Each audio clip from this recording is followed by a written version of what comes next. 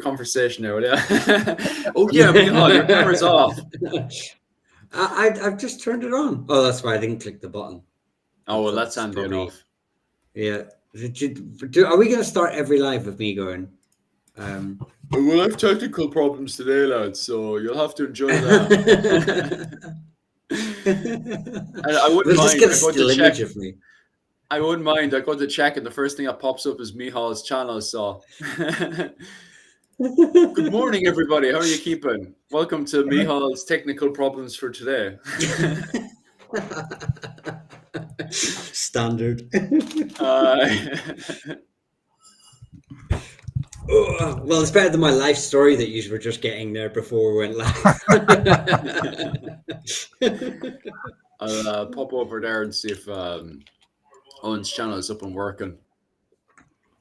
Hey, by the way, guys, if you can hear us, leave us an old comment, and like would be great as well. I think it's working on mine, and I remembered to put on monetization this time because I have. If for some reason for this, I have to click on monetization to get whatever 50 cents that I make from it or something like that. Use your 10 cents for today, lads. Yeah. I don't even get that. I'm still on demonetized. The old YouTube, geez, those lads, they don't know if they're coming or going on YouTube. Like, Jesus, you bitch about tickety talk, like YouTube, Jesus Christ, like, honestly, they don't know how to work that thing at all. Right, so you say about like my technical problems at the start of every live, and then you whinge about your demonetization by slating YouTube while you're streaming on YouTube. Oh, no problem. I hear, Michal, I say this to their face. Like, we've gone way past the line of politeness, myself and YouTube. I know, it's been years of dramas since you started, effectively. Oh, stop. Yeah. No. YouTube knows fully well how I feel about them, and they know how I feel. You know, love is mutual between me and YouTube. You know, some deep hatred between the two of us. Like, people are terrified of saying things on YouTube. I have no problems as long as it doesn't step on the toes of the CIA and the FBI. I don't care. You know, honestly, like. The only times I get tick is when people come into the chat and start cursing and blinding and talking about modern politics because they don't have a clue what they're talking about, you know? Okay. Other than that, like, if you guys all come in here and talk about modern, you know, what was it, medieval history and all that stuff, no problems, you know? But yeah, that's my view, all right. So good morning, everybody. How are you all keeping today? We're fine. Susan, how are you doing? I'm Dennis and Dan. So, hello. Hi, everybody. I can't see the chat. Hope everyone's doing well. Do I have to click? Oh. So anyway. Oh, that's why. You have to... I another technical problem. I didn't realize you have to click the chat button in the top right to see it. Last week you didn't. How's Africa today? Last week. Oh, right. Coming live from Africa. Hi, Foras. And someone from Kurdistan. Pumping everywhere. We're doing really well internationally tonight. Oh, aye. So anyway, I'm covering the old Irish ring forts. That's what we're covering tonight, lads. And we'll wait for people to start packing in. Although we're getting quite crowded, quite quick, aren't we, tonight? At up at 46 views, so that's not bad. Not bad for us anyway. Good. But does this, just real quickly before we get really into it, you know, the lives, does it go collect? Does it show you as a collective? So last week's Pagan Ireland and Conversion of Christ, I can see the views. Is that all of our views together, or is that just my views? No, that's yours individually. Oh. So. Because if you go into my one, it's different again. Like, be interesting to see. Does everyone know what they got for last week, so we see how much we got as a collective? Yeah, I do. Well, 1 second. I'll have a view for last week right now. Actually, hi, Kat. I'll fly over. And Jim O'Neill. Yeah, hello. Hi, Jim. If you click on live, I am what was it called, for pagans Ireland and conversion to Christianity last week. I got 1,200 live. Wow. But that was, I say that's just mostly people just quickly flying by. Like, that's rare. I got 1,081, so that's good. We got a good reach on that one. Then that's nice. It's nice to see. Don't worry about getting the name wrong, Jim. I spent many years living outside Ireland, and I just gave up. I cannot pronounce Owen. Too many vowels.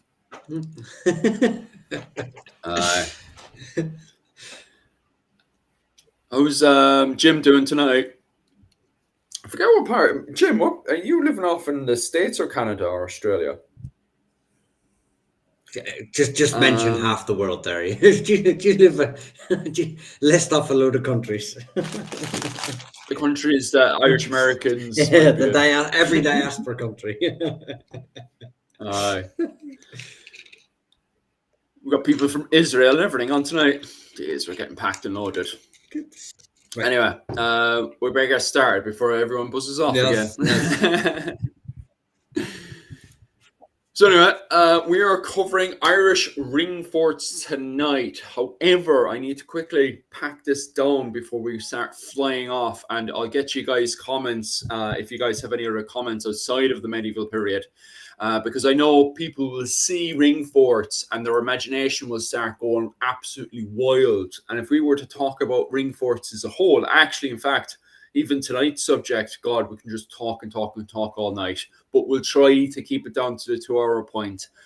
But regardless, I just want to quickly cram it down to around 550 all the way up to the around 13th century, where these things finally start to disappear. Mostly hum down to around the 550 point up to around 1014 would be mostly ideal when talking about Irish ring forts in the early medieval period. Of course, if you two, Owen and Michal, have any commentary for the evolution going between the Bronze Age Ireland with the Bronze Age ring forts up to around the Irish ring forts for that date around 550 to around the I'd say 12th, 13th century, when they finally start to completely disappear off the map. You're more than welcome to put in there and talk about the evolution of that. I wouldn't use the word ring fort for the Bronze Age forts. First, because they seem to be forts, unlike the ring forts, which is a very bad name. It's an easy name to remember, but it's bad because they weren't forts, as we'll come on to. And secondly, what you had in the Bronze Age were something much bigger, like Dunengasa, and you had hill, and then later on you had hill forts, etc. You had much bigger fortifications, much bigger settlements. I think we're going to have the same problem, which I think it's a standard problem all in any history, is when we have when we did the talk on clans, where you have modern terminology, which has started to encompass a lot more subsections, and people don't differentiate between the two using the modern terminology that we just referred to. And I think we'll try and break it down a bit, but I imagine even I might slip into modern terminology from times, so feel free to whip me back into line. Because Susan is asking a question: what, in your opinion, is the earliest ring fort? And to me, it's something in the 6th century, 500, 550 AD. They are the earliest ring forts. Like, as I mentioned, Dunengasa, that's not a ring fort. It's a promontory fort. And it's something much bigger and very, very different in a way than the ring forts. Most ring forts are essentially family homes. They are built, they were made in networks as well, because if you go, like I'm here in South Kerry, or if you go to Clare, Cork, and you find one ring fort, look around and you'll find more. Quite often there might be a bigger one, which was of a bigger lord, and then several other small ones. So they, like, I think Philip, I gave this book to Philip. Okay, it's all backwards. The Irish Ring Fort by Matthew Stout. It's a very good, it's a good book. It's a bit dense to read, like it's heavy in data and stuff like that. But he's probably the best expert on ring forts at the moment, and he basically dates them from 550 to 900, maybe a little after 900. I did write down. I did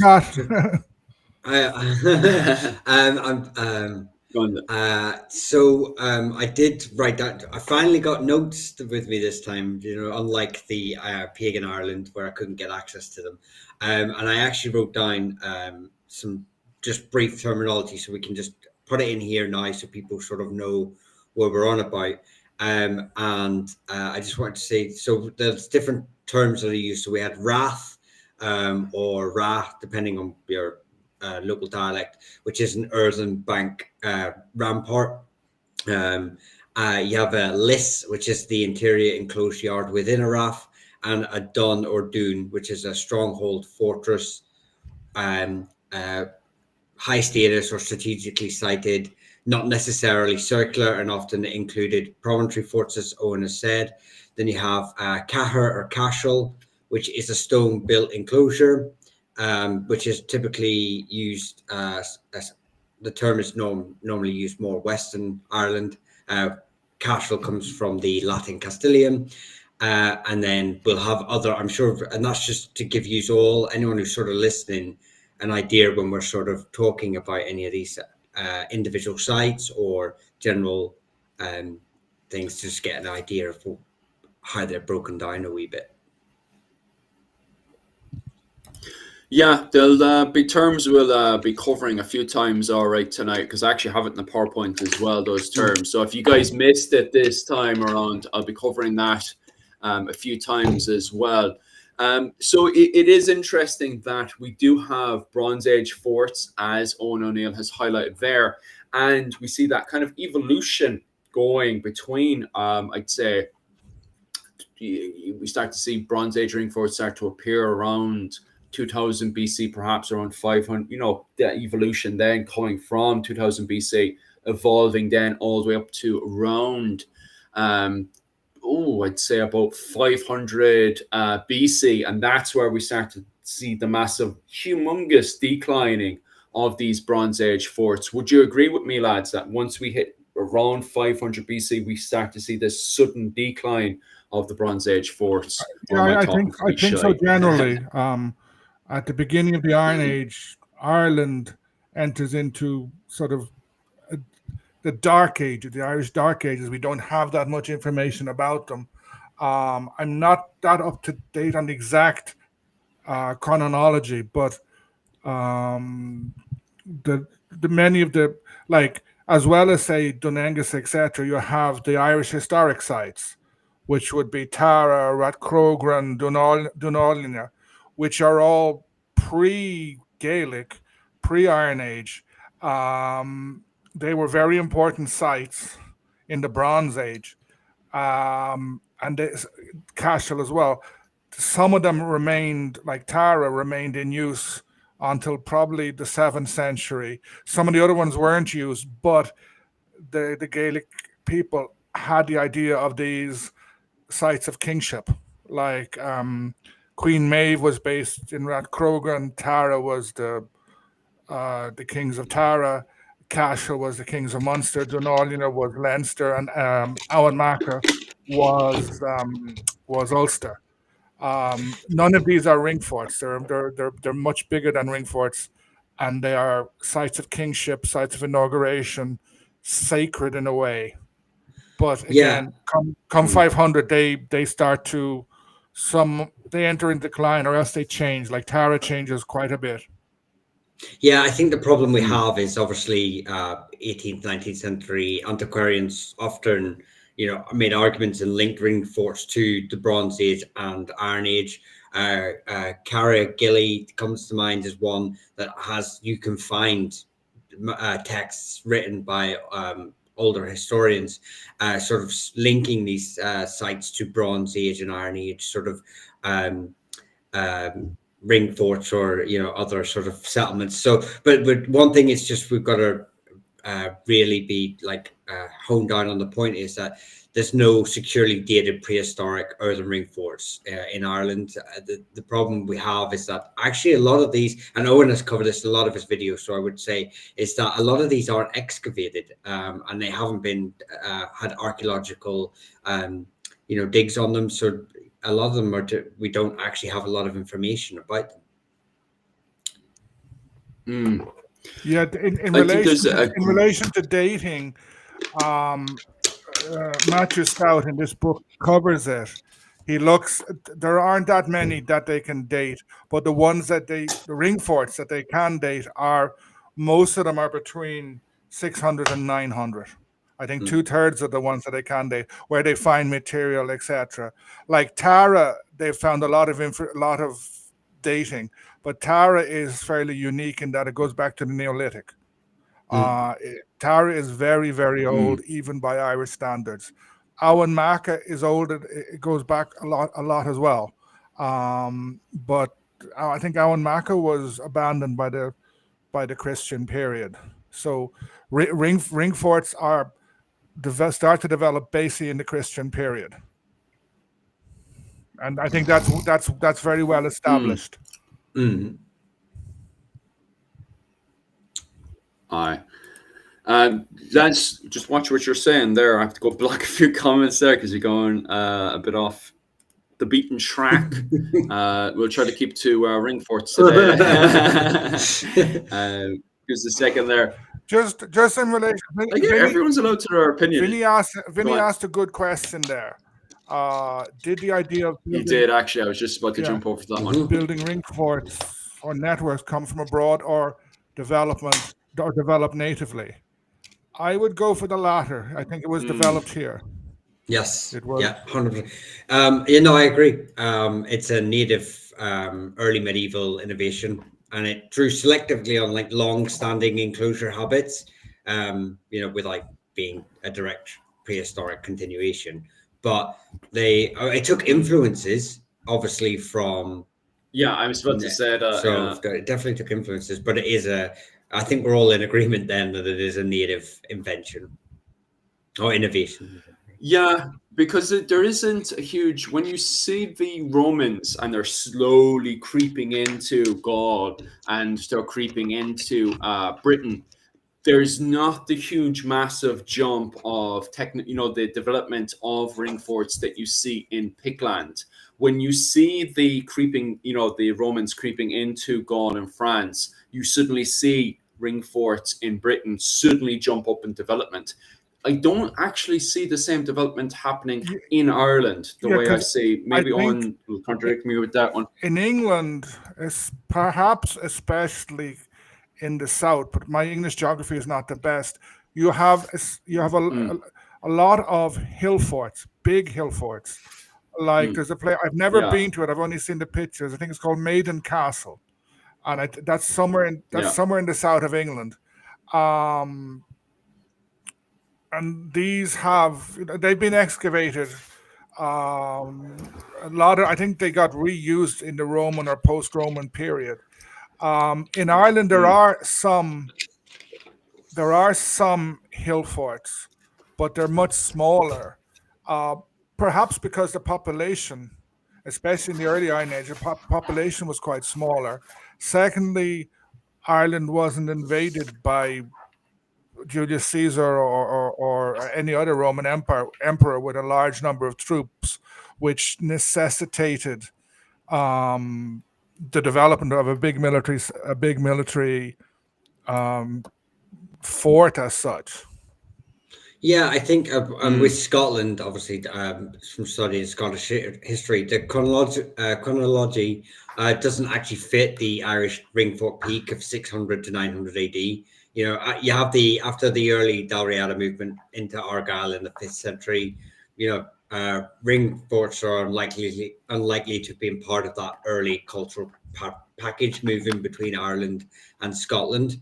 And also that, and if you look at Argyll, part of the early Dalriada, it's more earthen ring forts, I know earthen ring forts are actually largely absent because they favoured nuclear forts, something called nuclear forts, which is clustered buildings. If you look at Donad, that's the idea. If any of you have known what Donad, the site of Donad looks like, that's a nuclear fort. So that's what they were building in Scotland rather than in Ireland. So that's how you can see that they're not that's one thing, they're not exchanging between each other whenever you do have the Dalriada movement.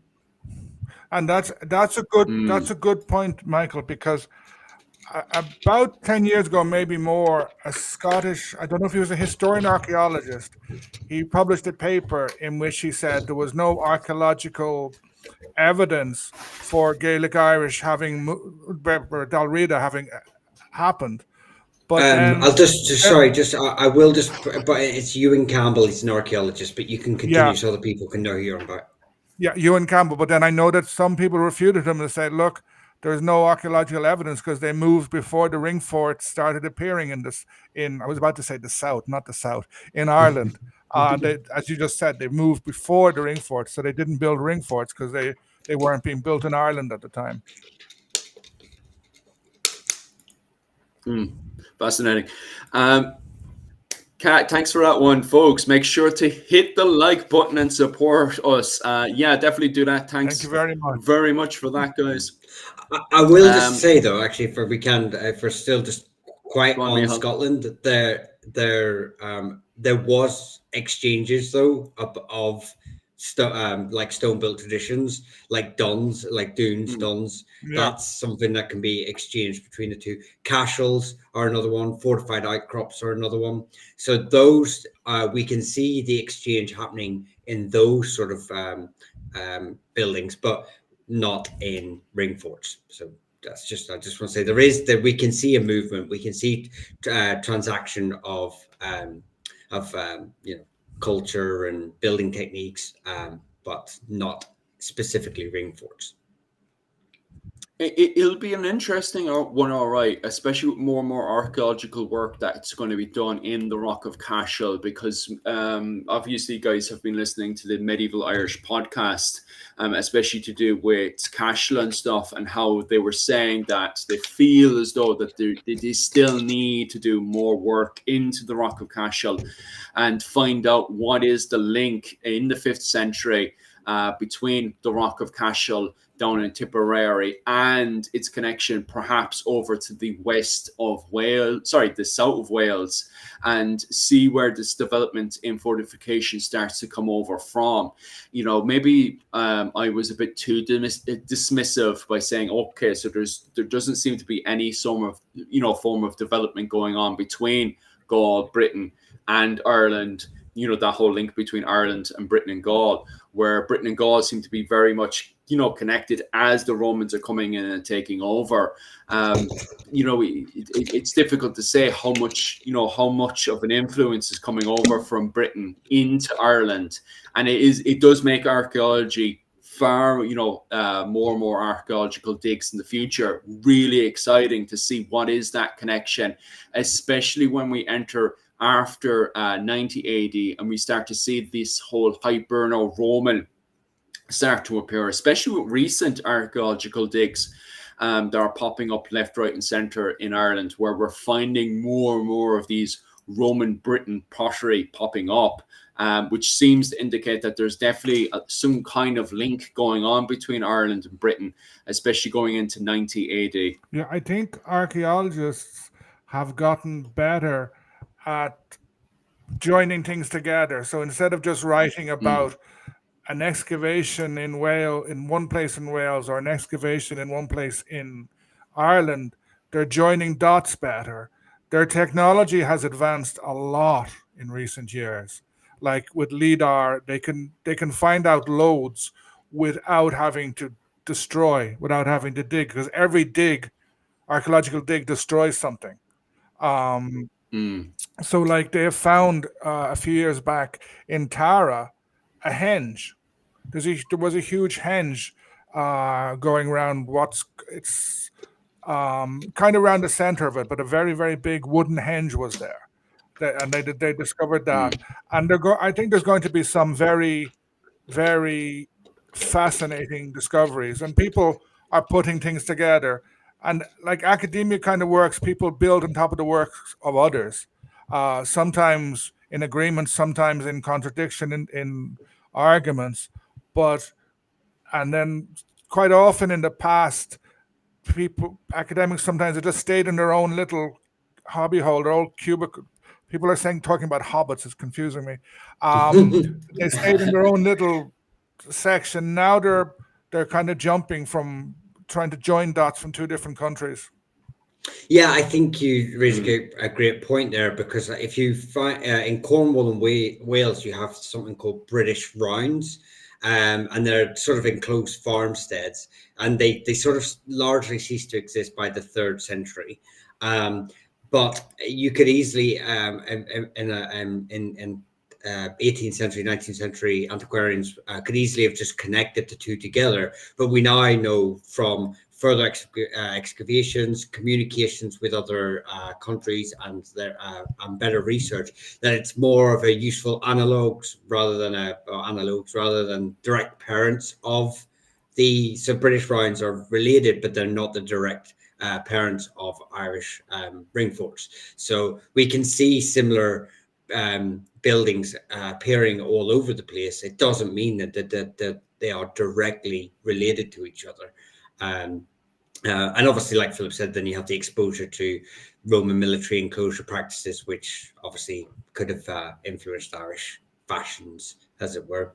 But yeah, it's great point there, that how more advanced we are and how more in communications we are with other teams, and that we can sort of whittle it down a bit better. Just popping back over to the comment section there before I forget everybody. What place would you suggest was the greatest ring fort? Ooh. I think that's down to opinion, though, more than anything else, because obviously I'm insanely biased and would say that the Rock of Cashel is definitely one of the best ring forts on the island. But you can see Mihal's face already lighting up there. Like, Mihal, what's your no. I think the Rock of Cashel is a stunning one. The problem is and it has a great history. It's just I'm thinking of all the families that are connected to other ring forts, and then I sort of get biased towards the families rather than the ring fort. So I don't think it's fair for me to sort of say I will have to agree Cashel as a site that it is today is definitely one of the best ones. But I do feel that Kerry is the best place for ring forts. I think Kerry, if you were to look, and I know a lot of them are modern, I would say that, but obviously there's a huge part of me that's obviously going to be Great Anelich, which is, O'Neill site. So I'm going to have to go for Great Anelich. But go on there. I would say that neither Cashel or the Grinon are ring forts, because they both go back. They're both kingship sites in a way. Grinon I was there many years and I loved it. I really want to go back. It was restored in the 19th century. It is something more than a ring fort. I like the good, simple-ish ring forts, and I agree about the Kerry ones. I'm going to give 3, all from Kerry, and all relative. One is Staig Fort, which is near Castle Cove. It's at the bottom of the Ivera Peninsula. It may actually predate. It may go back to the Bronze Age. Some people say it does. I'm not sure. It's been restored in a small way, but it's very, very nice. Another one is that no one here is going to have ever heard of. It's Rathkieran. Rathkieran is in a place called the Glen, which is near Portmagee. It's the other side of the mountain from Portmagee. it is a rat in that it's not. There's no stone used in it, but it's a bivalate ring fort in that there are two rings outside it, and it's very big. It's very big, and it's quite an interesting place. You could disappear down the two outer ditches. You could, like, they're very, very deep. And then the third one is Cahergal, which is in a place called Over the Water, outside Carsavine, and that was restored. It was restored well. It's very big, and it also appears to have been a kingship site. It was used by probably the O'Falves when they had in the 8th century. Ivora and Dingle, the two peninsulas, were the same kingdom, the kingdom of Corcadivna. And then it was divided into 3 parts. And Cahergal appears to have been the ceremonial basis of one of the parts. It's a very nice place. So I can't give you one, I'm giving you 3. Nice. Extra value. Okay, just popping back over to the comment section, we have a question for Mihal. I don't know if you'd be able to elaborate on this one. I'm assuming, Caveman, you just want us to elaborate on this a wee bit with the fighting that's happening up in the, what was it, Mihal's area in around, I'm assuming that's 300 AD there, is it? I'm assuming anyway. Mihal, is there anything you can elaborate with on that one? Let me just find the comment. Sorry, just give me 2 seconds. Oh, yeah, take your second there. Apparently, the Archaeological Tribe Confederation sacked Omaha in 300s and established themselves in the area, taking it from the Ulid. The problem with that, the timing of that is when you're literally talking really before you have concrete records. Most of our records start in the 5th century, by which stage, or 5th, 6th century, by which stage they're being heavily influenced by, rich families, shall we say. The Archaeans were no different to the Enil, the Dalriada, or Dalriada, in claiming antiquity when claiming links to antiquity when they didn't have such a claim. So the Archaean Confederation is probably one of the least written about groups of people, I would say, that we have enough information about. There are obviously some that have disappeared completely from history, but we know the Archaean Confederation existed. They're obviously in 300, you're talking, that's around the time of the 3 colours, which again is a whole debate all on its own. So I would say that there's probably some link to a group in Armagh, Monaghan, that sort of area of the world that did have some aggression to Omaha, but to say it's the Archaeans, I couldn't concretely say, just because of the 300 AD is really a dark period of record keeping, and anything we do know about it is probably Leistin propaganda. Hope it does. Just popping over to them. Sorry, Owen. I was just going to say that a couple of people are naming interesting ring forts. Dan Breen is going for the one on the Aran Island. There's a couple on the Aran Islands. Everyone knows Dunengasa, but also on that one is Dún Dulcahir, which is very, very nice. It's smaller. I'm not sure whether it's a promontory fort or a ring fort itself. I visited it 30 years ago, and it doesn't make a full ring. It's on a cliff, so it may have been a promontory fort. And then Caveman has listed the Cassidy Rat in Fermanagh, which I don't know, but I'm going to put on my list. I love to get indications like this. And he's also listed Skia Gowra, where the Maguire Kings of Fermanagh were inaugurated. Again, it's going to go on my list. If anyone else wants to throw in ring forts, please do. Oh yeah, solidly, guys. Some great comments there off you guys. Sorry, Mihal. Sorry for cutting in there. What do you want to elaborate No, I on was just there was 2 points. First of all, does anyone remember what the one in the Aran Islands is with the lighthouse built in the middle of it? There's I think it's an old, or it's a rescue center for the Coast Guard. Or I remember going there for my honeymoon, and I went up this hill, and there was this ring fort at the top of it, and there was this lighthouse, or I don't know if it was a lighthouse or a tower for like I say, air rescue sort of coast guards. But I'd love to know the name of that one because it's driving me mad. As for I will just say for the Cassidy Wrath in Fermanagh, a lot of people need to realize that a lot of these names that are associated with families are 19th century, not reimaginings or inventions. They're normally taken from. So what they would do is they would get maps, medieval maps or whatever, and they would put them over aerial maps of today and sort of link them to.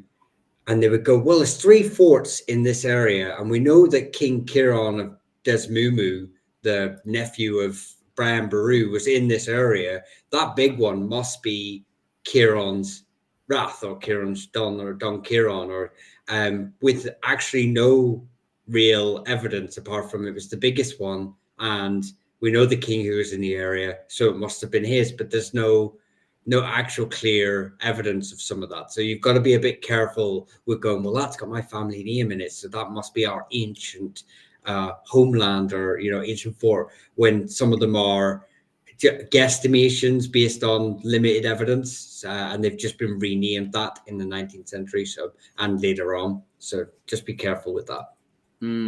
Oh yeah, definitely. Just popping back over to the comments section there. This is a one I've been looking at for quite some time as a whole, and from my knowledge, unless the lads want to elaborate on that, it's just a complete conspiracy theory. In fact, I bumped into somebody on TikTok that wanted to go over and start digging up the ring forts, and I can't advise enough, do not touch the ring forts unless you're a qualified archaeologist. Don't go chasing these wild conspiracies and stuff. So from my knowledge so far, it's all complete and utter conspiracy theories, and unless you're a qualified archaeologist who has a permit and all the other stuff that's needed for it, do not go chasing after these, mad stuff. If you're interested in Souterrains, we'll definitely elaborate on Souterrains later on, because that's sort of what you're talking about is Souterrains, but you're bumping then into these mad, insane conspiracy theories. And what's crazy about it is that if you want to go to Souterrains, there's actually plenty of Souterrains you can investigate without damaging the site itself around it, going after these mad conspiracies. You just have to be very skinny. I seen. Let me have a quick second. I disappeared down a few Souterrains in ring forts when I was a little skinny lad. I wouldn't fit in anymore. Yeah, I have. There's a lot of terrifying stories when it comes down to Souterrains and stuff, and this is why I'd say definitely get yourself a qualification within archaeology and stuff before you start investigating into Souterrains and stuff, because even for archaeologists, Souterrains can be very dangerous. And so the whole thing of it collapsing while you're doing your investigation and stuff. So I definitely would advise to get yourself qualified when it comes down to doing the archaeology and stuff before you go off and start doing your investigation to find out, is all the Souterrains connected together? I would definitely say it's a conspiracy theory for sure. But if you want to prove me wrong, go and get yourself qualified first before investigating into this, because, first and foremost, you'll damage the site. And secondly, on top of that as well, it's the danger to yourself of these things collapsing on top of you. So God forbid, I wouldn't want anything to happen to you guys, to be quite honest with you.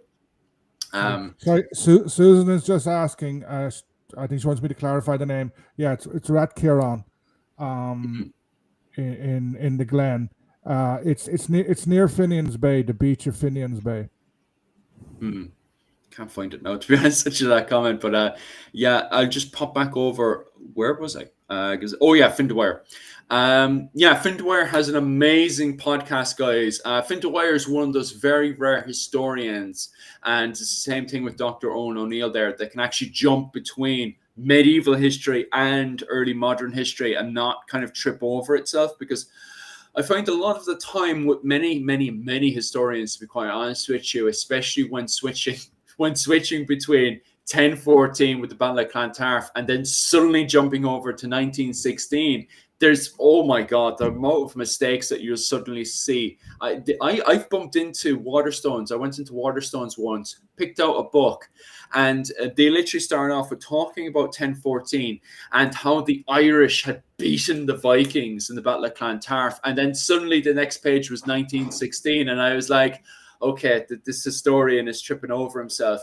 But the great thing about Fin Dwyer is that when he's talking about medieval history, he talks about it in its context of medieval history, of these warlords going around the place, fighting each other and challenging one another, and then how these other families came in and started to dominate the area. He never really talks about it from a nationalist perspective, unless then he's going over to the early modern period where you start to get that kind of nationalist fire behind your belly.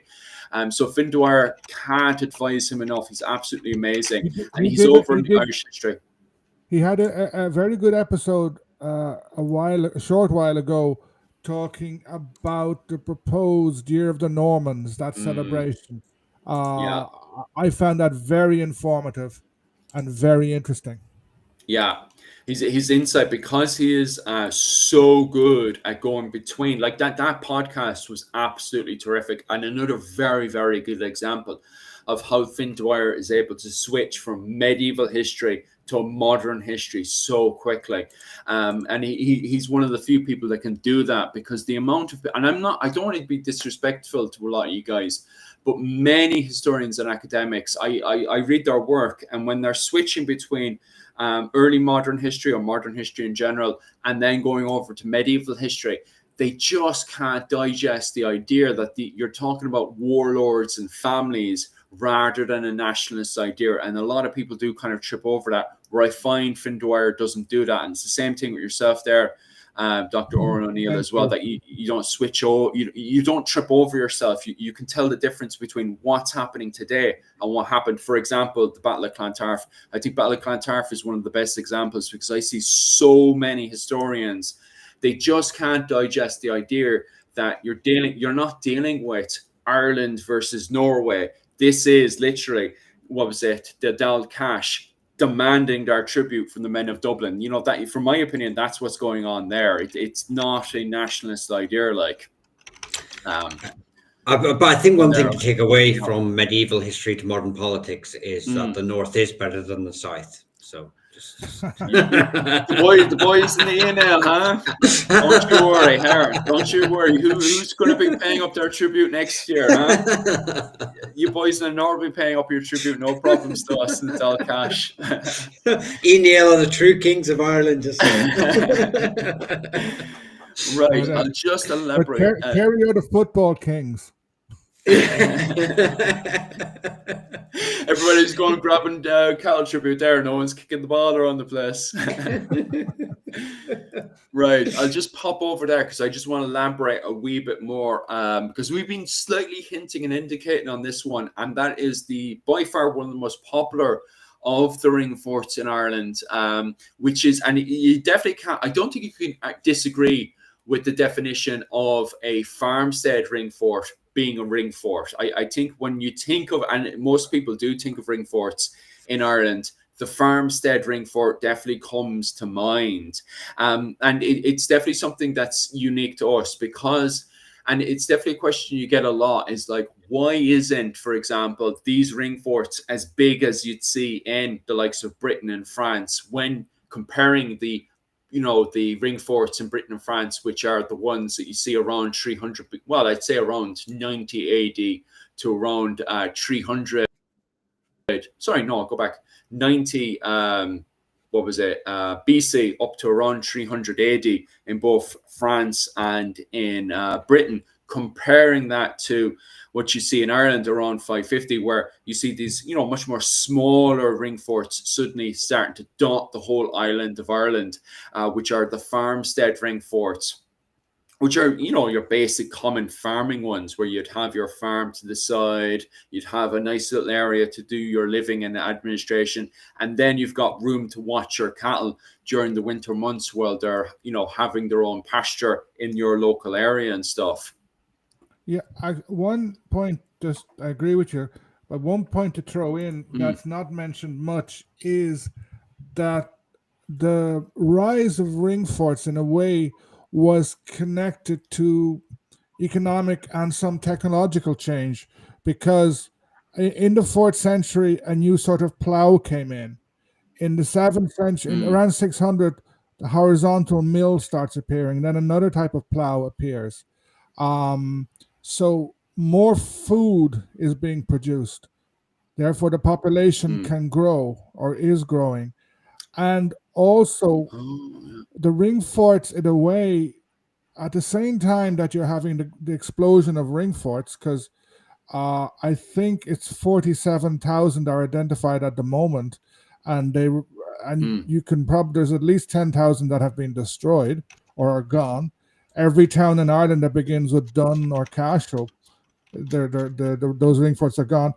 So you have an explosion in ring forts, but you also have an explosion in monastic settlement.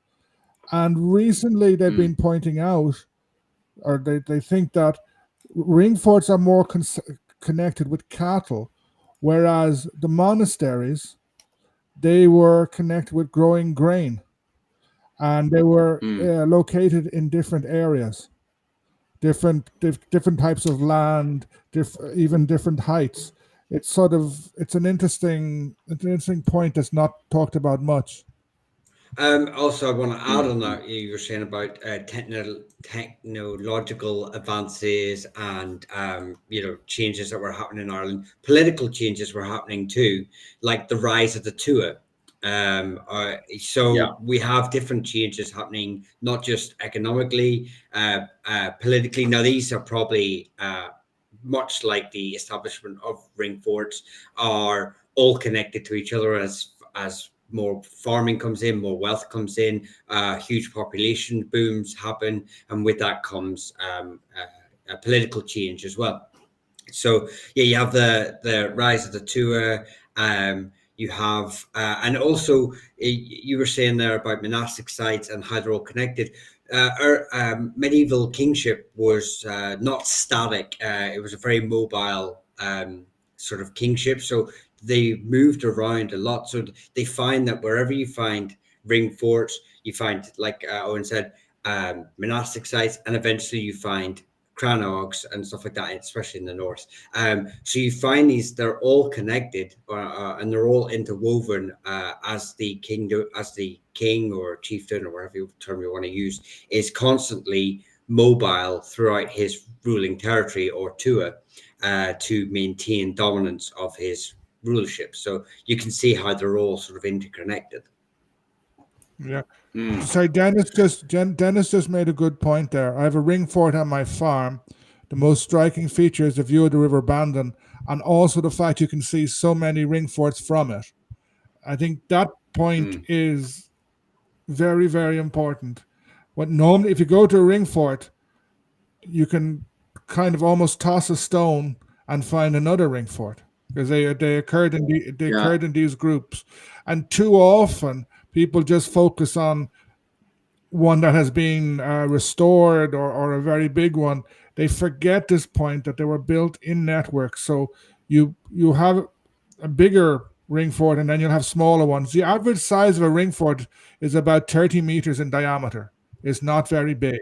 There are some bigger ones, where the more important lord would have been, but they occurred. So like they weren't defensive as such, but the fact is you might have 4 or 5 neighbors who could see if you were being attacked.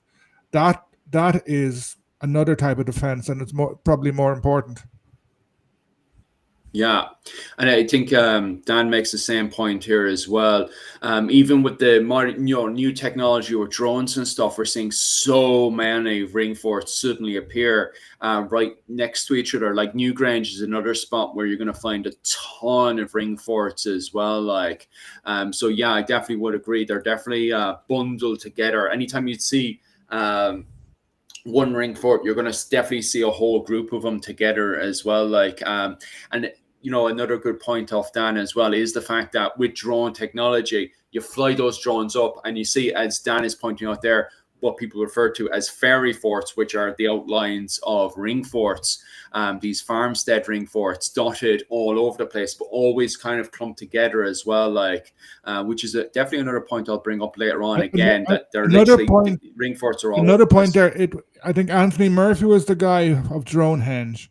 But I think in terms of distribution, certain areas of the country have more ring forts.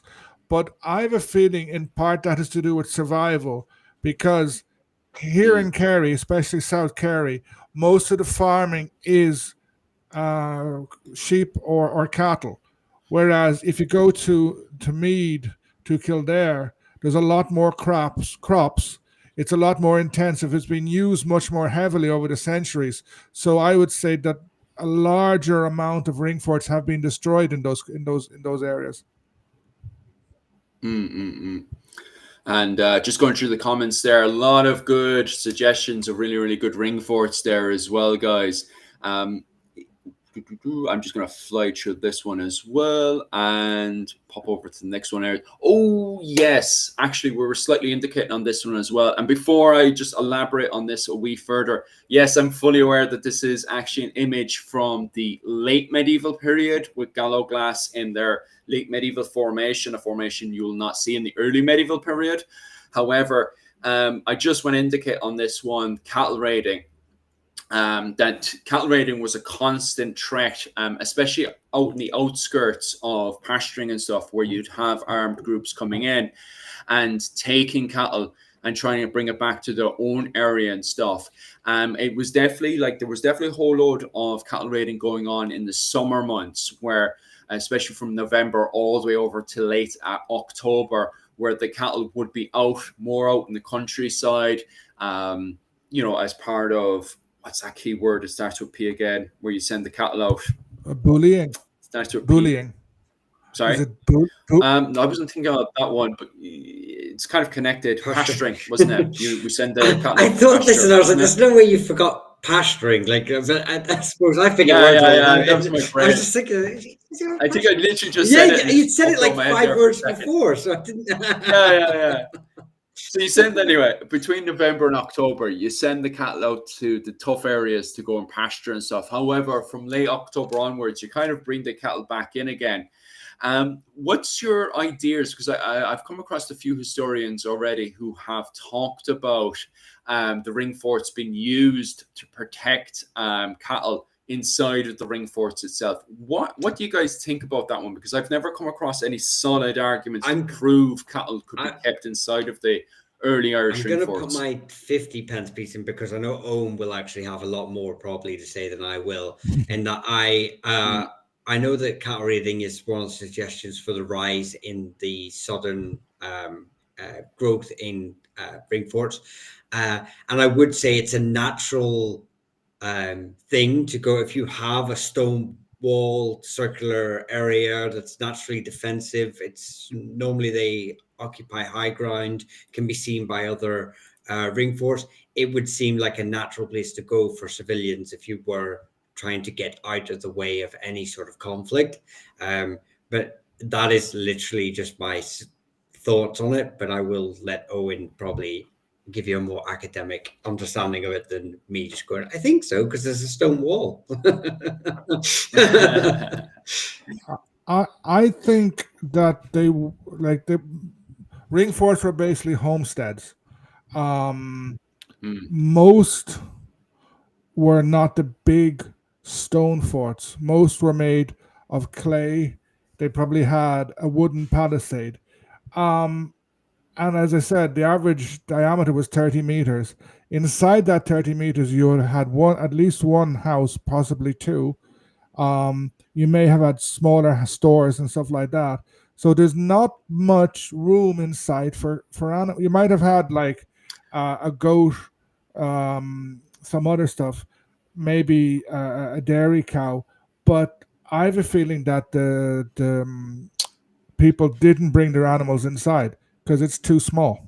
It's too like, can you think of being stuck in 30 meters, like a 30-meter diameter? I don't know how you convert that into square. 30 meters circular, with at least two buildings, a number of people, and a whole pile of cattle. And then most of the walls were not particularly high. You may have, like, if it was an earthen one, probably the wall would have been a meter, maybe a meter and a half, and then you can throw on another meter with a wooden palisade. A determined person will get past that. The raids were to me, would be something that's very quick. They're trying to get as many cows out as possible without getting attacked. And the fact that you have your neighbors who may be related to you, or that you may be the client of a lord who's near you, he has to protect you. This network offers much more protection than bringing your cows inside. I definitely would have to agree on that one. And I see the same problem popping up as well in the late medieval period as well, where you have the Irish tower houses are up and you've got the walls around it. And it's always a debate if cattle are being brought inside of the tower, inside the walls of the castle or not. And it's not even a case of if they have room inside, but it's also the gate as well. Like, can cattle go through this gate or not? Don't get me wrong. Like, I think perhaps it's possible in, when you go up to the late medieval period and you're talking about tower houses in the northwest of the island of Ireland, it could be in the realm of possibility that cattle may be brought inside. However, definitely in the southeast of the island, more of the Anglo-Irish castles, a lot of them, like so many of them, I can't think of a single one right now, to be honest with you, which would be decent for cattle raiding. Seamus makes a good point. Maybe a few special animals were brought inside. And also Dan is making a point. Cattle are known for eating straw thatch. So if you brought 50 cows inside your ring fort, they might leave you with big holes in the. Well, I mean, if you're being raided, would you really mind a few big holes? Okay, Dennis, who's a farmer, he's making some points about what cattle do to the ground, leaving it very muddy. Cattle need space, sort of. I think, in reality, the cattle stayed outside. Maybe you would hope that you would have enough advance notice that you could move them somewhere together, and you put a few people around them, which is more protection than like a small little ring fort. Just heading back over to the comment section there. For everybody that's just joining us now, heading into the next hour or so, definitely comment below with any questions whatsoever you guys have on Irish ring forts. Any questions that you guys have as a whole, as we slowly go through this presentation that I put together with the help of Owen O'Neill. Well, somewhat. Owen O'Neill's chucked in references and stuff. So any actual problems with the PowerPoint, that comes down me, because I actually put it together by myself. I haven't seen Owen O'Neill's references and stuff. Owen O'Neill's in for a surprise each time. Philip already knows that I never see the pre-briefing or anything like that. Well, to be fair, you were busy with work. We can't fully revolve around YouTube all the time. Just popping over to the next slide there. Oh yeah, it was a point that you see, I keep clicking this, right? I click up in the top right, and when I say expand, I expect it to expand like Owen O'Neill and Michal is doing. But every time I click expand with the PowerPoint presentation, it just does this. And I'm like, oh, well, that was very disappointing. But what was it called? Anyway, my point being with this slide, I was actually going to go on and make the point that you guys have already pointed out, that pretty much the fact that these Irish ring forts are pretty much dotted all over the island of Ireland. And when you do find them, you find them kind of all together as one big group of ring forts as well.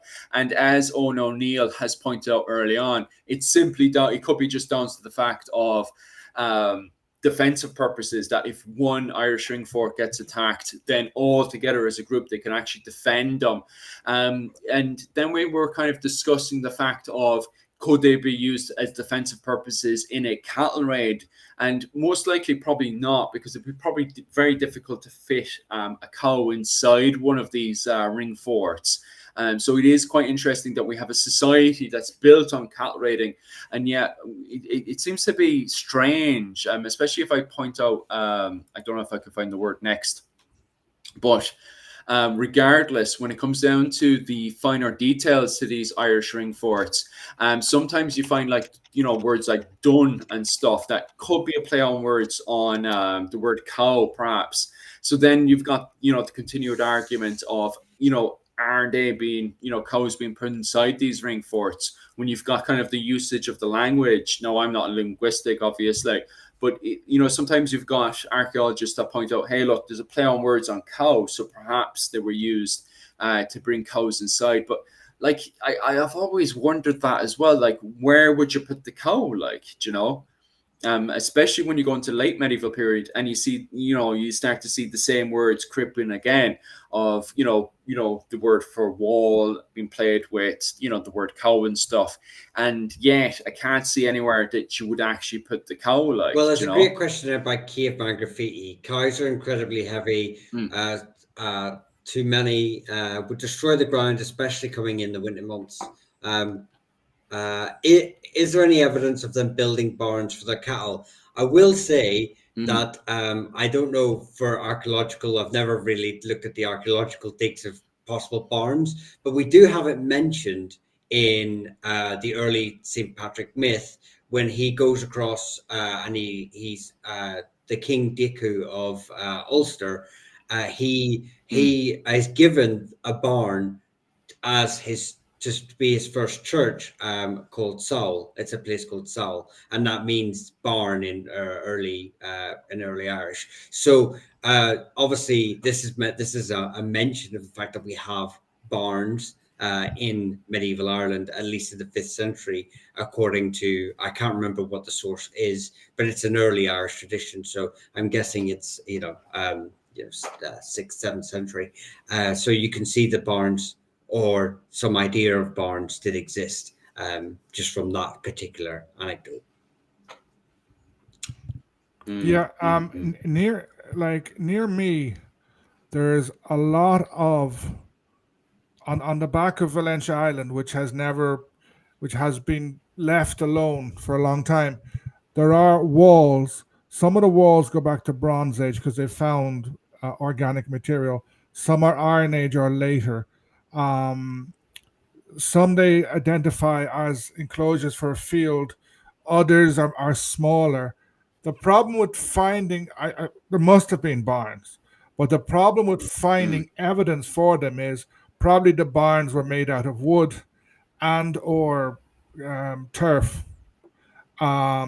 So you'd have to be lucky and find the post holes, and you can find post holes, but I know archaeologists kind of joke about this among themselves.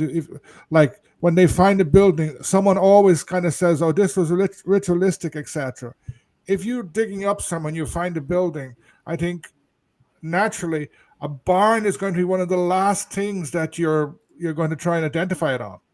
Everybody wants to find something exciting, not a barn.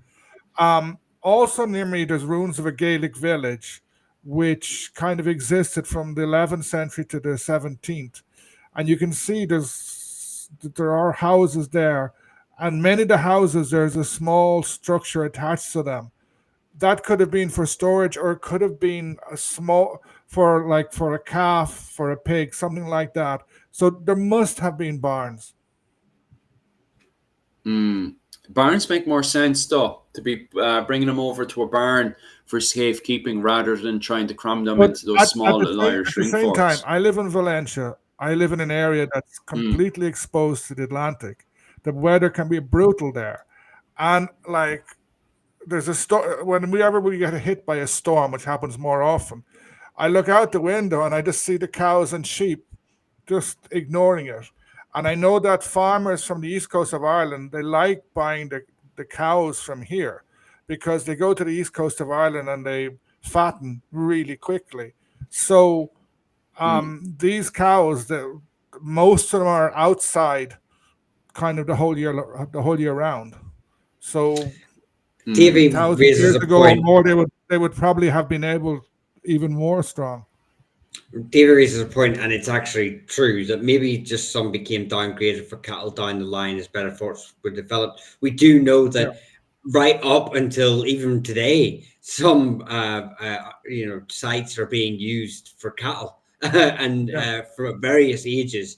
And we know, especially during events such as the plantations and stuff like that. I mean, even just look at how what's that? Newgrange was found. It was they were found it by luck to try and turn that area into better farming. I think it was for cattle as well. So you can just see that there's a lot of areas. In fact, when I went down to Kerry and I went to see an old ring fort. I didn't know the name of it. It was behind a garage, and there was. They just says you can go out and look at it, but be careful of the cattle. So so it still happens, and it happened very early on. So did it happen in the early medieval period? I don't see why not. It doesn't make any sense for it not to. If you've suddenly upgraded, you've become higher up in your tour or political position, or you've moved. Why not? Yeah, it definitely is, because that was one of my next main points is what's the difference between a regular Irish ring fort and a high status ring fort, especially when you start to build up and elaborate on your defenses and stuff, because you can definitely see multiple enclosures, which to me is always kind of a giveaway that this is more of a high status ring fort rather than a regular farmstead ring fort. And when you're making those upgrades, to me it makes perfect sense to give an area just to your cattle and have those upgrades and stuff definitely in there. Also, just popping over to the comment section where we have a comment of Seamus. To be quite honest with you, Seamus, I think anybody that kind of reads outside of their field of expertise is going to have difficulty. Given that a person perhaps hasn't even read on that topic, they would, find that quite difficult to read up on. To be fair, Seamus, so I don't think it's just academics. I think anybody that hasn't kind of read, their field of expertise is going to find it quite difficult to understand what's going on. But I do agree with your second comment, by the way, that the Ian Ale for the win is definitely right, and I think Bihal will definitely agree with that as well. The true Gales. that I told you really. Won't go into that. Just going back to cattle, I just remembered something. There's a field below my house, and there's a small castle in it, but it's actually a monastic settlement. It's full of cows most of the year, and the farmer, once a year or every 2 years, he basically goes up and down the field with a huge metal bar to flatten the soil, because the cows destroy the land.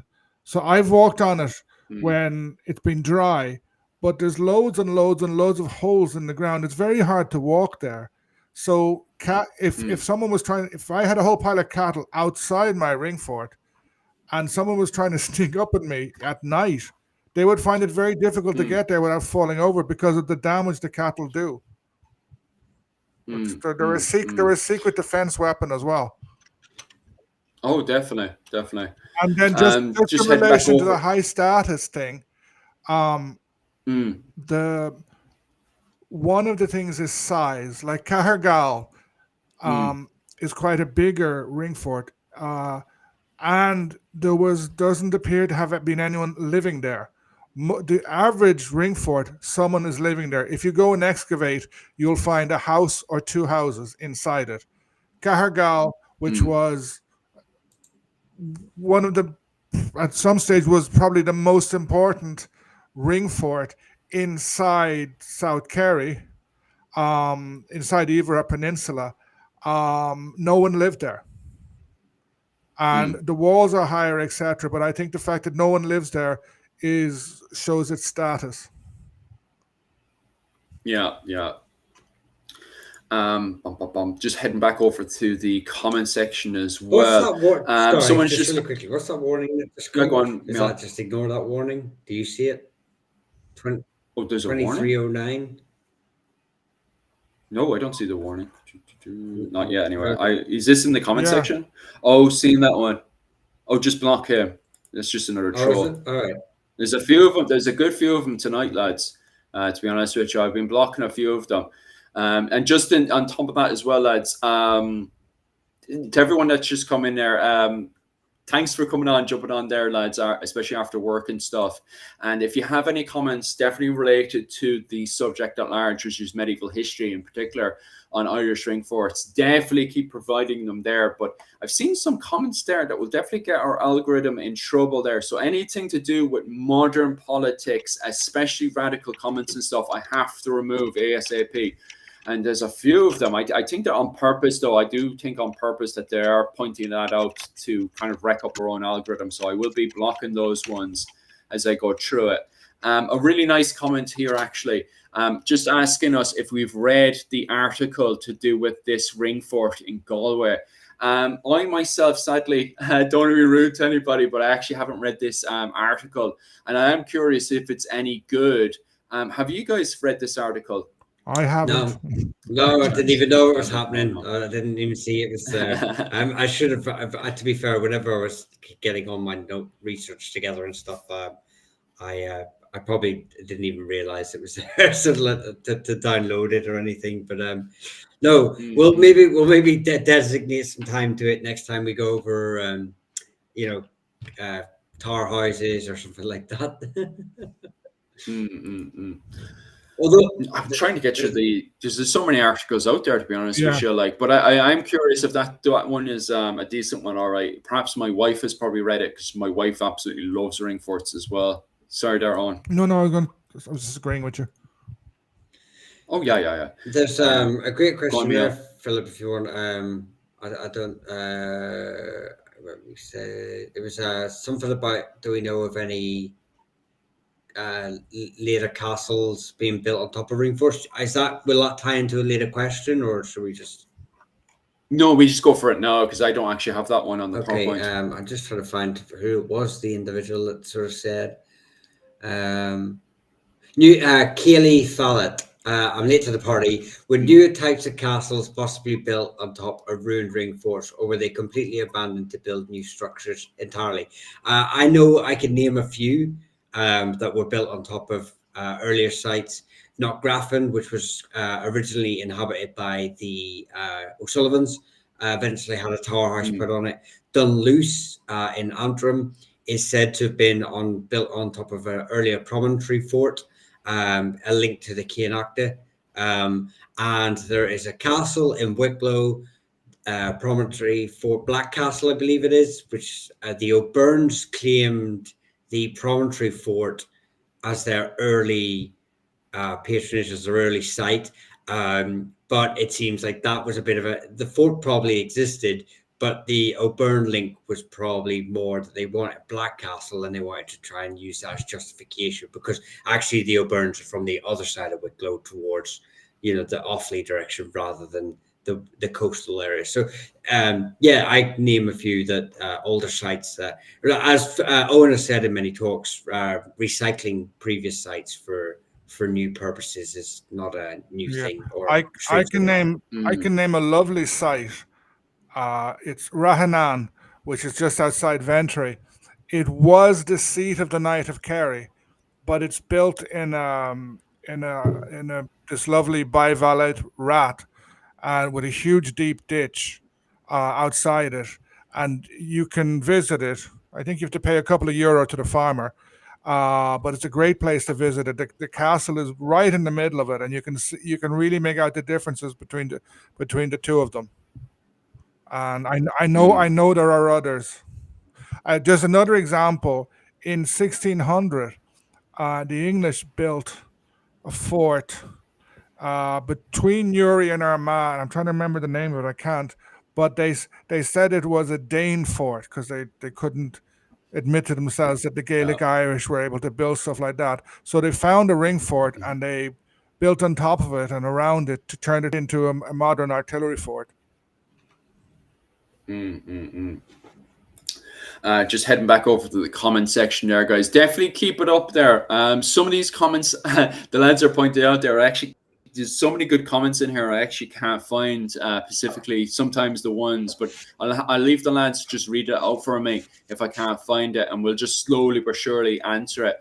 I'm kind of like taking it from the top and just making my way down, and the two lads are picking out some really, really good ones as well. So since that, it seems to work pretty good with you guys picking out the good ones and myself just trying to work my way down. So we'll try to keep that up. Just heading over to Dennis's comment there about the ring fort that's up in the Bandon River. It's definitely one that's up around your area there, isn't it? Owen, up around the Kerry area. No, Bandon is Cork. Oh, yeah, it's just the River Bandon doesn't come near here at all, unless does it? No, unless you're trying to expand Kerry subtly. I should be on Team Cork. You know what? I was supporting Team St. Finbarrs between them and what was it, Cashel? Because I'm located up in Mallow. And Mallow's always that kind of border between the fighting between the men of Cashel and the men of St. Finbarrs. So that's my main focus all the time. But yeah, I think Dennis points out another good point as well, agreeing with what we were saying earlier, how if you find one ring fort, you kind of find a whole lot of them all together at the same time as well. Like, so yeah, it's always a good point as well to bring up. Just making my way down as well. Those people would have been Gaelic Celts culturally, yes. Ooh, it's kind of a funny one because I'm assuming when you say Celtic, you're talking about the Latin culture that comes over. And then Ireland's branch of the Latin culture is referred to as Insula Latin culture, where Ireland kind of had its own thing going on around 300 BC up to around 100 AD.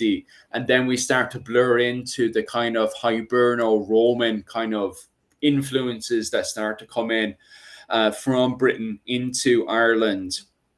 Although Ireland was never taken over from the Romans, it started to definitely have its influences, especially the influences that we can see in, for example, the Rock of Cashel, where the term Cashel seems to be definitely influenced by the Romans. It would be interesting as we get into more archaeological work to do with Cashel to see how many influences, like, was the Rock of Cashel originally there before this kind of the kind of Briton Roman influence the Roman Britain influences start to come into Ireland, or did we have the ring fort there before the arrival? Did these influences start to come in? What's you guys thought on that? Because I know we slightly touched on it earlier before, the influences of culture coming from France and Britain, modern day France and Britain, into Ireland that would have impacted these ring forts. There would have been culture coming in all the time, but how much they impacted on the ring forts, I'm not sure. The ring forts were there. They were there for, say, 300 years, and then they start to disappear, which I presume we'll talk about later. But the idea of a ring fort could have come from Europe, but it seems so natural a thing to build and so easy to build in a circle, as opposed if you build in a square or a rectangle, you're going to need something at a corner. The circle doesn't need a corner. So there probably were influences, but in other ways. Yeah. It's an interesting, all right, because like you do have the insular well, even before that, like you could say it could be an evolution, because we do see the evolution going from the Bronze Age forts, and then slowly but surely those Bronze Age forts starting to disappear, and then around 550, then you start to see the arrival of Irish ring forts, and it seems to be that there may have been influences, especially with the kind of insular Latin, link that we have there with the continent, and then the later influences you would have seen with the kind of, as we're now referring to as the kind of Hiberno-Roman influences that we have coming in. But there never seems to be like a sudden change that, hey, look, actually, this is a really good idea that they're doing in Britain. We should suddenly do this in Ireland. It seems to be just its own evolution going on, with little bits of influences coming in from Britain and France. There never seems to be a sudden change, even with the eruption, because you can see with the Romans occupying and taking over France, that the Britons are suddenly like, oh shit, we need to actually suddenly militarily adapt and change our ways. I don't see, in my opinion, and this is my opinion now, I just don't see that happening in Ireland between 300 BC up to around 180. I just don't see those influences happening. Perhaps maybe it was, maybe if we do more archaeological work in Cashel, maybe we'll find that in fact actually there was impacts and changes that were happening in Britain that were in fact I think a great example, I think Ireland. if you just want an example that maybe people can maybe connect to a little bit better, is that you think of the medieval castles. Castles existed in England. We'll use England as the example, but then we see how castles start to change as soldiers are coming back from the Crusades, and they start bringing back technology. That's probably about example that we have these ring forts. So they are existing in Ireland for whatever reason, for as we've discussed. But as people are going across and serving within the Roman military, or coming across the Roman military on the other side, they are learning and finding out new techniques. Going, oh well, when we took this town, or when we were building this, it worked really well, and bringing it back with them. So as we sort of touched on earlier, it's influenced by a lot of other places. Definitely, we can sort of see that in the naming and other techniques that I sort of went through earlier. But as its own entity, early entity of the Irish ring fort, as itself is a native Irish, invention. So but you can't, obviously nothing's just purebred. Everything gets influenced by someone else. Yeah, that's very, very true. Kaylee is actually asking an interesting question. With it's a few down there. Would a ring fort on the Aran Islands, would they have had a lot of interaction with mainland Ireland, and are there other forts out on some of the smaller islands around Ireland? Yes and yes. Well, yes, an easy one. An easy one is with the Aran Islands. You have the Mackie Breens and the Flahertys constantly fighting over that territory. So it's a very important area to hold. I believe it sort of helps towards the trade to Galway city, or it has some it's part of the route, or it's good for stopping trade, or intercepting trade, maybe pirating. The Mackie Breens, who were a cadet branch of the O'Briens, were known to be quite let's just say naughty. So but yes, and the O'Flahertys had keen interests in the obviously in the trade going into Galway. So that's a really good example of just we can see the annals are littered with the constant backwards and forwards of the Aran Islands, which really shows that there's a lot of activity happening and connectivity with Ireland. Yeah, like I live on Valentia, which has a bridge now, but the bridge is only was built in the 70s. There were ring forts here. Bear Island there were. I'm fairly sure Tory Island had ring forts. It had definitely has primary forts. And I think if you go to Clare Island, some of the other ones along the Atlantic coast, there's bound to be ring forts there. The one I'm not sure about is the Rathlin Island. There probably was on Rathlin Island, but that would be interesting to find out about, but I don't know. And then just about islands like Skellig Michael. Skellig Michael is 10 kilometers out. It's a rock, but they went out in boats. They built a stairs, they carved the stairs into the rock, and they built a little monastery on the very top, which with dry stonework, which is similar to some of the stonework you find in castles. So yeah, there's no question about it. The islands would have had ring forts, etc.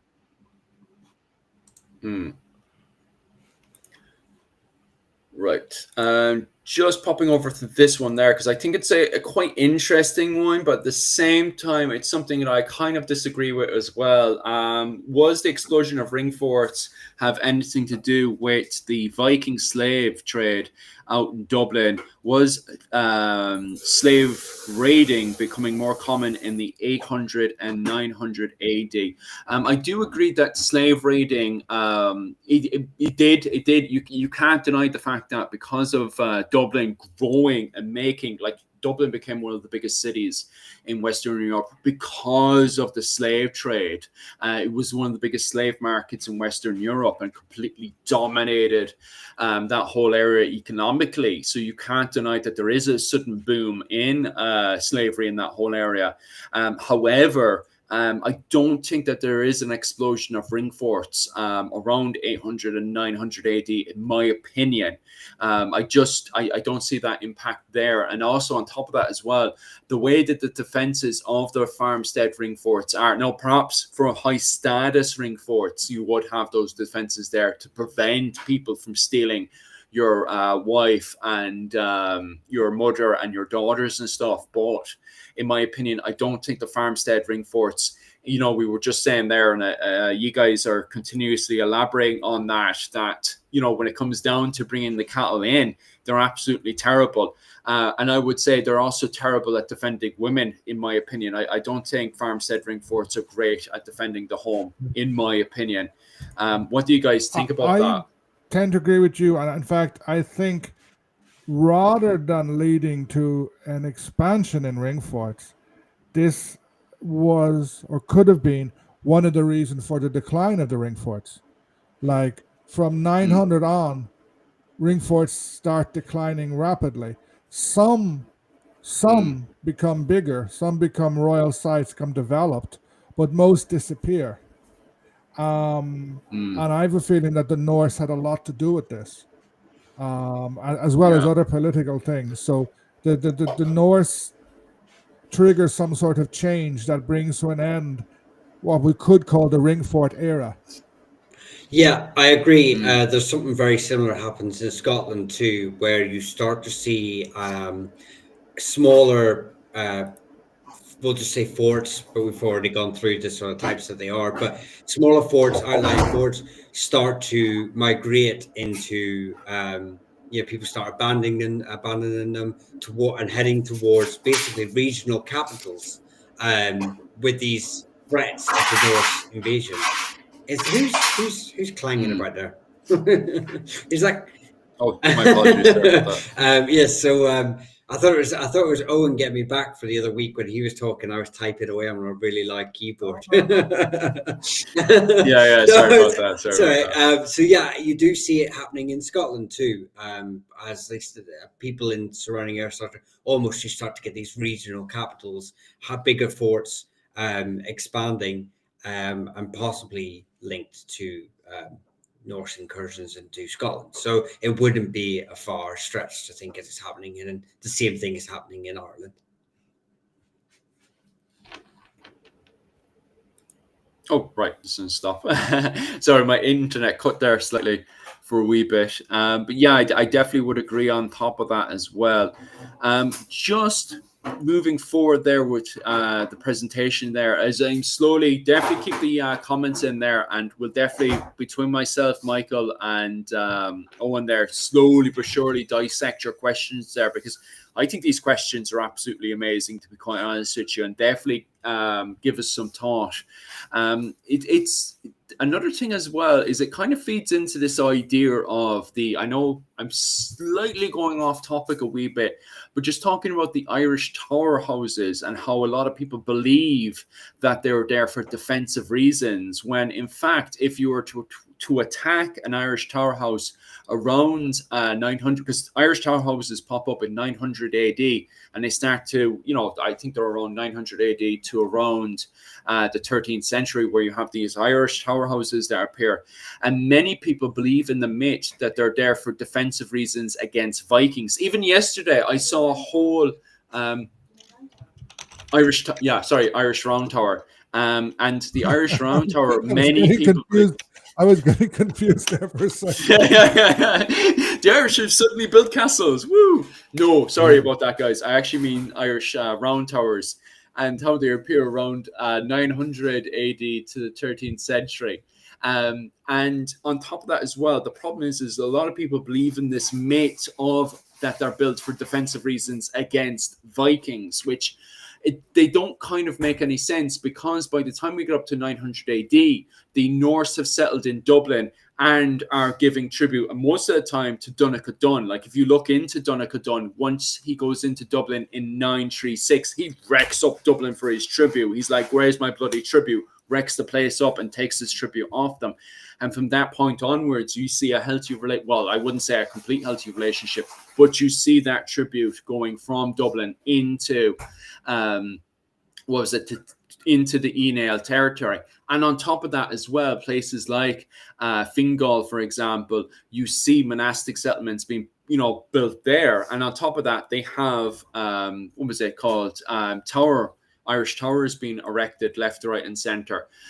So it's not a case of Viking versus Irish, and this is why Irish towers are being constructed and built. On top of that as well, if someone does attack a tower, they collapse. There's no foundation to these buildings. They collapse very, very easy. And in fact, there's a technique of just going over and burning the bottom of it and just cooking whoever's inside in.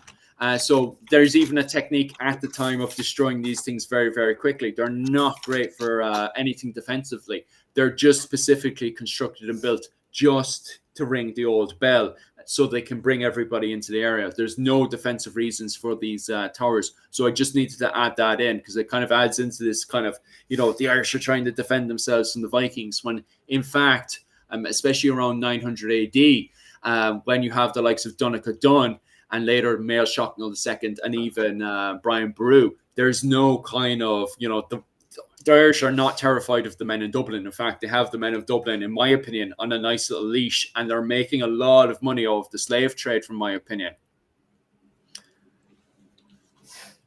Yeah, I think if anyone's got that, Christopher Wormead asked a good question. 2319. I see it there. If you want to bring it up, or need it. Can you highlight it? No. Did you fix that? No, I don't know. I think it's just administration that can do that. We don't have the power. We're not. I can't highlight it. 231939. Yeah, is that a bug? Is it? No, that's the time he sent it, so you could find it easier. I'll just if you just give us a second there. Oh yeah, read it out there if you like. But how did the architectural evolution of Irish castles reflect the shifting political control between Gaelic clans and Norman? I think that's meant to be settlements. Settlers, I thought. I understood settlers. Oh, I mean, it might, I suppose, the same reply overall. I mean, the evolution of Irish castles really does reflect like shift in political order. You got the Anglo-Norman invaders, and they're imposing their feudal control through moats and stone castles, and they're there to sort of send this like symbols of like centralized authority. And they're, like we've already discussed, many of them are often built on previous Irish Gaelic sites.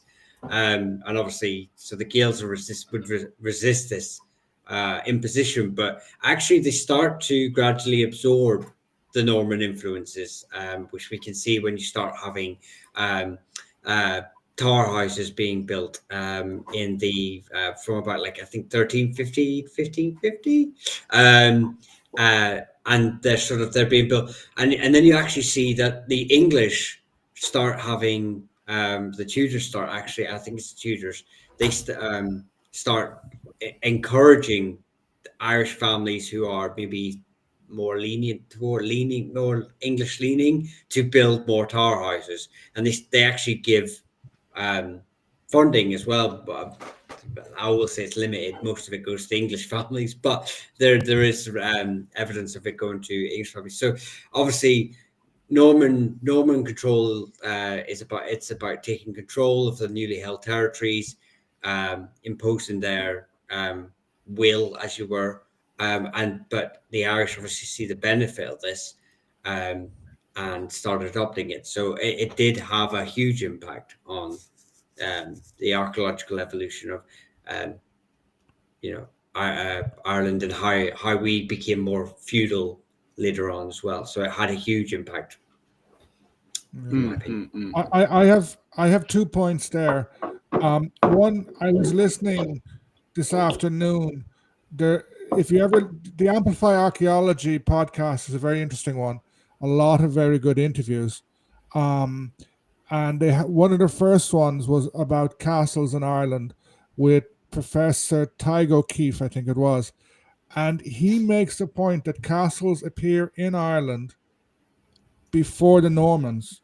The first appearance of castles in several annals dates to 1124. And Tyge O'Keefe reckons that it could go back as early as the 10th century. For example, if you know Tara, in the middle of Tara, there is what's called the Fura. He says that could very well be a Gaelic motte, the mound that they would build on. So castles started in Ireland before the Normans. And then just jumping to the end of the castle period, in the 1590s, in the 9 Years' War, we have a few very interesting paintings or diagrams of battles. And you can actually find tower houses inside crannogs. Some appear to be wooden, some may be stone. So that's a mixture of two traditions. Sort of the tower house became a very interesting Gaelic Irish and Old English tradition. And like there are a lot of very interesting Gaelic castles built in the 16th century, the 15th century. The thing is, as well, with the argument of did Ireland have castles before the arrival of the Normans, is that when it comes down to moat and bailey castles, they are so easy to upgrade when it comes down to the evolution of ring forts, because as we go into the 11th century, by the time we get up to that point, if you look at, for example, the Rock of Cashel, for example, and they're building the likes of Cormac's Chapel, and then you go to other areas in Ireland where they're bringing over German architects and stuff, and they're building, especially monastic settlement-wise, they're building way more advanced settlements than moat and bailey castles. Like moat and bailey castles are very standard compared to the monastic settlements that they're building at this period. Like I look at the advanced versions of arches and stuff that they're building with these monastic settlements, and then I look at a moat and bailey castle, and I look to myself and I think to myself, well, all a moat and bailey castle is a fortification now on a hill. That's literally all they're doing, is they're building the hill.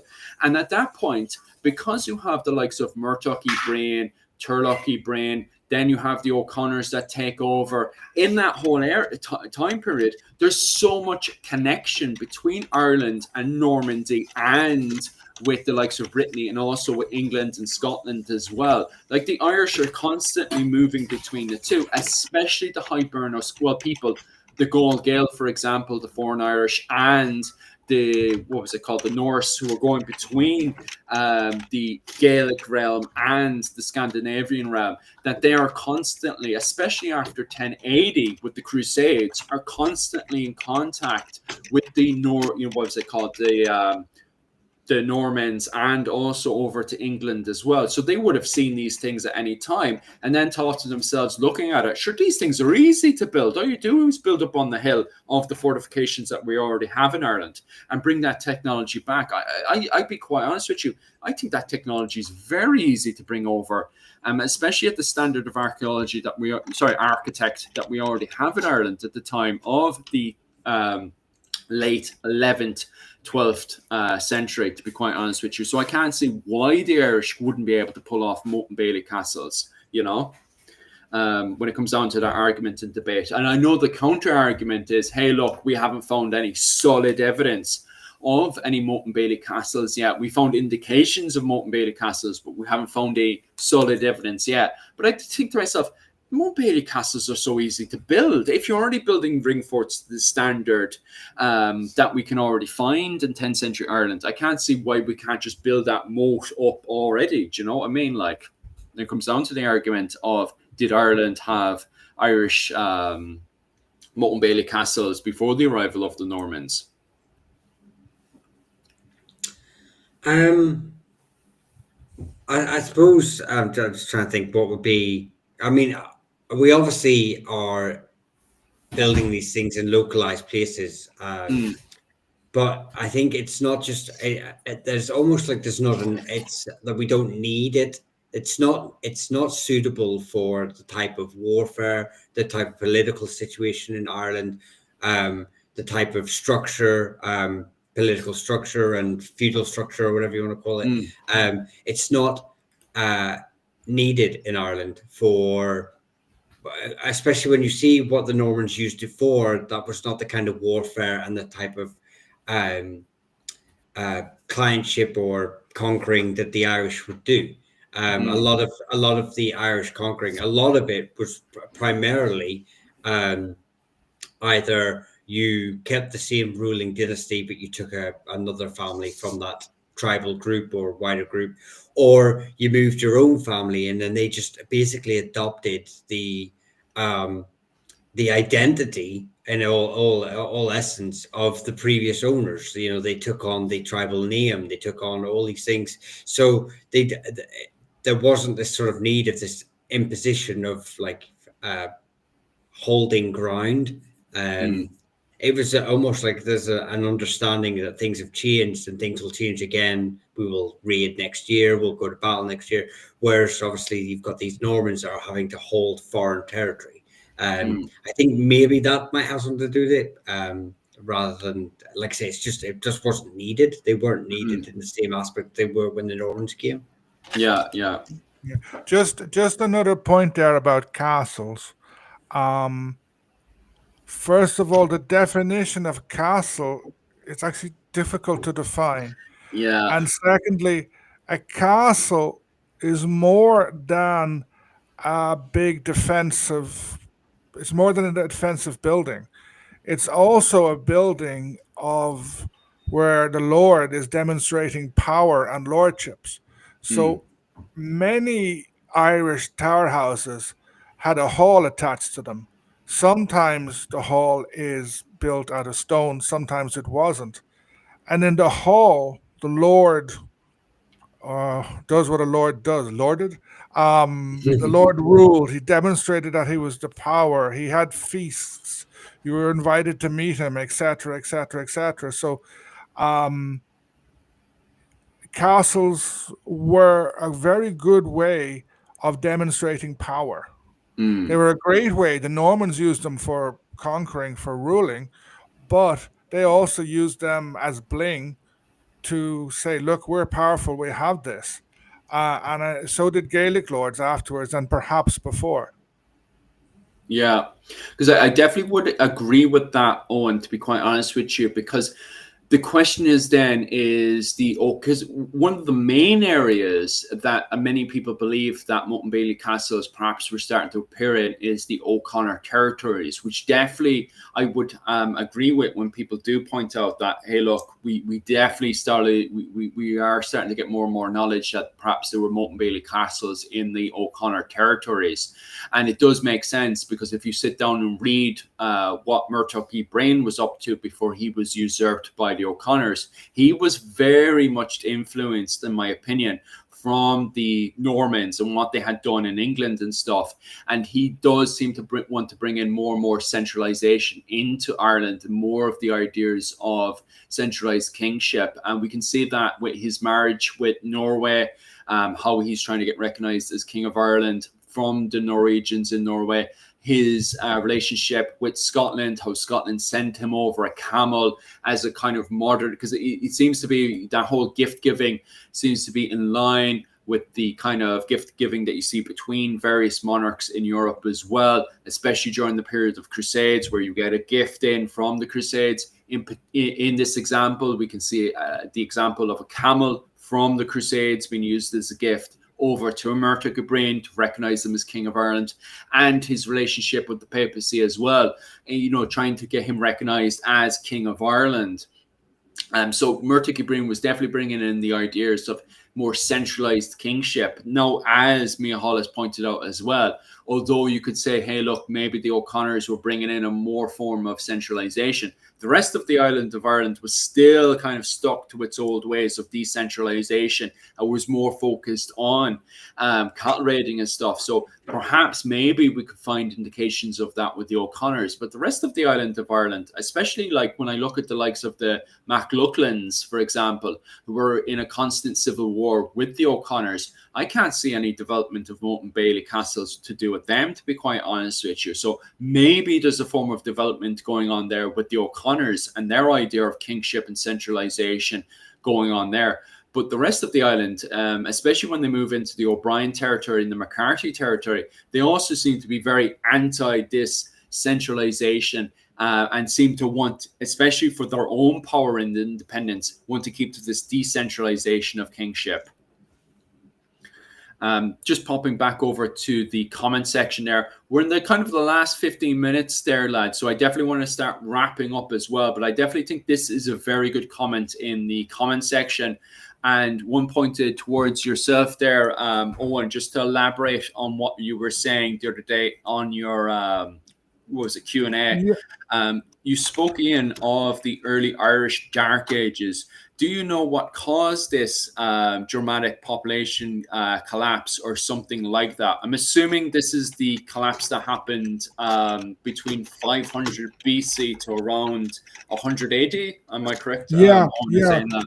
Like, well, they don't know much. That's why they've taken. It's kind of a joke that the Irish Dark Ages is because you have the Bronze Age, which was a golden age in Ireland. Just go to the museum in Dublin, you can see all the gold. Then in comes iron, in comes a new technology, and a better technology in many ways, but something happens. It could have been climatic. From where they've done like pollen samples, they see that there's much less cereals being planted, crops being planted, so which kind of makes people think that the population had declined unless there was a huge rise in eating meat, which I don't think so. So, but as I said, it's a dark age, so they don't know, they can't prove anything. But it looks like the population declined. I have a feeling it could have been due to climate. The climate changed a bit, or it got much colder. There could have been some sort of cultural change as well. The Bronze Age societies, the Bronze Age cultures, maybe they went into a period of decline. Iron starts coming in, but the Iron Age culture it takes a while for it to become to start expanding again. So it's a sort of a hiatus that went on for 500 years, maybe 600 years, and there's a lot that they don't know about it. It's hard to explain.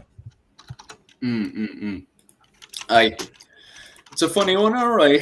Just heading back over to the comment section as well, guys. Seamus, definitely number one for coming in with the amazing comments inside the comment section. Definitely keep it up there, Seamus.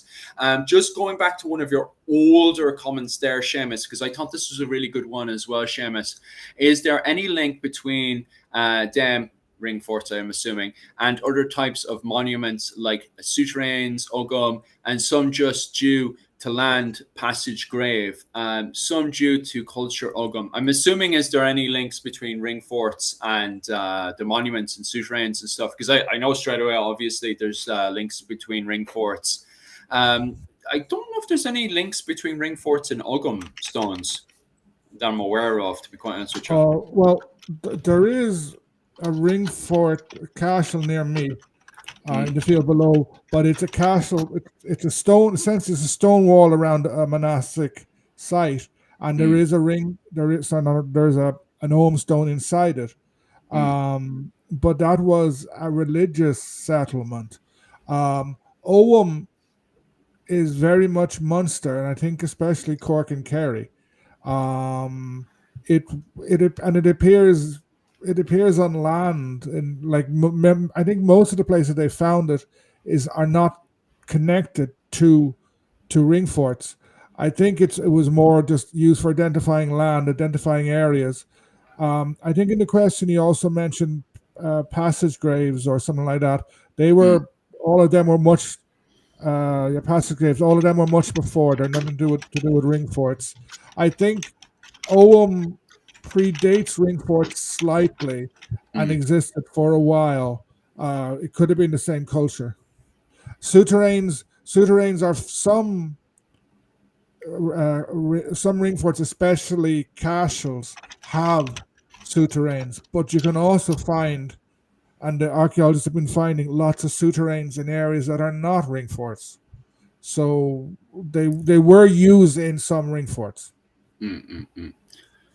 Thanks for that one. I'm just finishing up with this one, Ad. So if there's any last minute questions coming in, Mihal is paying attention to that one. So he'll quickly just knock me. Just Mihal, just do what you used to do. Just push me to the side and grab the question if it's really important. So definitely keep the buzz going in. I'm actually working from the top downwards, and Mihal is just paying attention to the newest questions that are popping in if they're really good.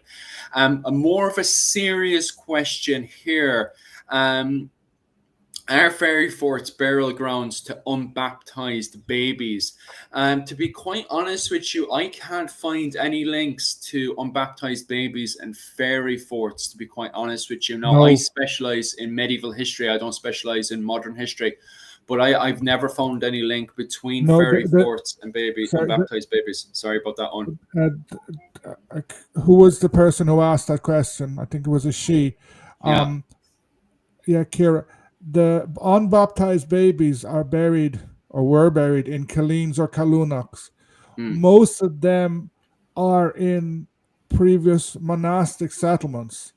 It's basically as if the people, they were annoyed with St. Augustine. I think the whole idea, this Christian thing of the unbaptized babies and suicides and strangers and washed up bodies, that they couldn't be buried in sacred ground, dates theologically back to St. Augustine.